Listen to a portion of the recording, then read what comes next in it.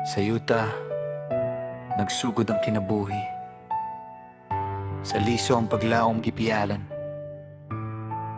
Para sa mga mag-uuma nga nagtanom bisan, walay kasiguruhan.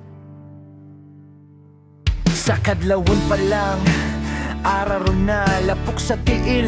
Adlaw pa'y wa mo saka, kamot nga bakukang dugay ng napikas. Pero padayon gihapon, dili magpalupik sa lisod nga kahintangan. Liso sa kamot, pag-ampo sa kasing-kasing. Ginoo, ikaw bahala sa among paningkamot karon. Init, ulan, bagyo, tanang hulga, pero ang pagtuo mas kusog pa sa unos o kalamidad. Dili pirmi kita ang unang makakaon, pero kita unang magtanog.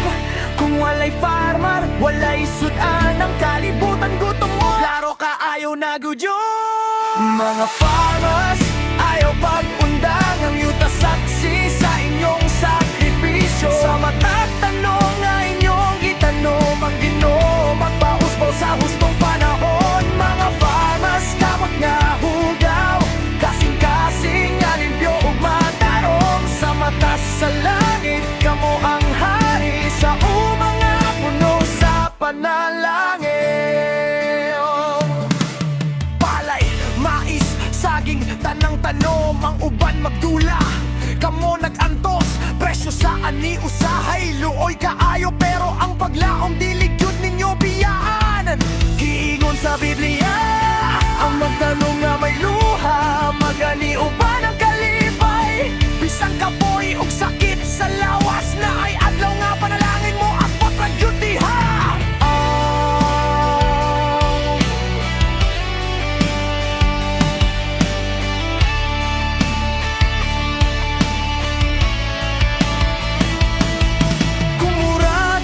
Walay tubo ang tanom, mayo ka wala o paglaom karon. Kayang Ginoo ang ulan ug adlaw, siya ang magpausbaw sa imong gipangandoy nga ani. Mga farmers, ayaw kalimti ang imbuhat, dili sayang ni usa. Sa matag butil nga gihatag sa kalibutan, ang langit maghatag ug labaw pangaganti kaninyo tanan. Mga farmers, yuta man inyong altar, trabaho maoy inyong pagampo.